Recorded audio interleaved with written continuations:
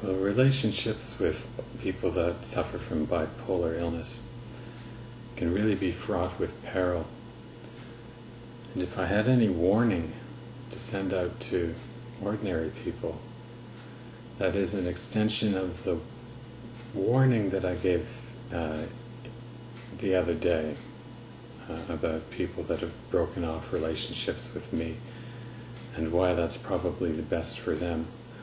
Well, I want to return to that subject because it's important to understand that the person with the bipolar illness particularly is going to be a sort of rocky road in terms of relationships. A rocky road is the way to put it. But more particularly, the fallout over breakups can get rather messy and severe. And it's not something that you want to expose yourself to. You really don't. You want to protect yourself against that kind of fallout because it can be as worse as you can imagine it to be in terms of the reaction that the bipolar person in a particular mood state will have to the news that you don't want to see them anymore. They could become self-destructive, which is one thing, but more to the point, they can become destructive in a way that is harmful to you. So you hear about obsessive behavior and consequential outcomes. That can affect you. So you really have to be on guard, and you really have to be smart for yourself, because the person, particularly, the person with bipolar illness that is fixated on you and is in love with you, won't necessarily let you walk away from the relationship that easily.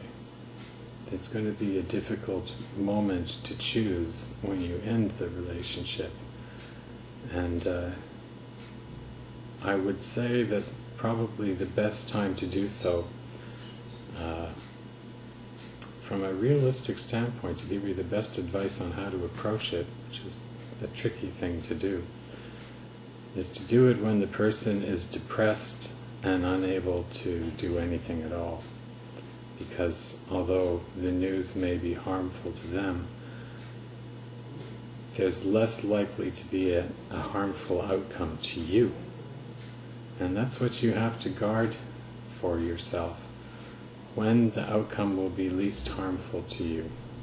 So the time, if you can't do it in an ordinary way when the person is in a relatively ordinary mood state, and let's face it, it can be hard to judge that. Breaking up in a depressed state, particularly if the person that is suffering from depression is, in the kind of mood state where their thinking is not as free and as associative as it is during mania, that person is then more likely to grasp reality and be reasonable about this breakup that you're trying to negotiate. So be cognizant of the fact that if you enter into a relationship with a bipolar person, you have to be rather precise. You have to manage the breakup. You have to do it carefully. If you do it just as a spur-of-the-moment thing to terminate something, you may be causing yourself a lot of unnecessary angst, because the manic person, for example, may have the kind of reaction that causes you a lot of distress. That's the reality of the situation. There's no two ways about it. You have to protect yourself against the consequences of bipolar people, and to some extent, yes, depressed people. You definitely have to be careful in your relationships with people with thought disorders. Really be very careful in all of these things for your own sake. And I'm telling you that as a person suffering from bipolar depression that has a memory of, my life and my actions while in different mood states. And I'd have to say the best time to give me the kind of news that I wouldn't necessarily want to hear is when I'm in this mood state.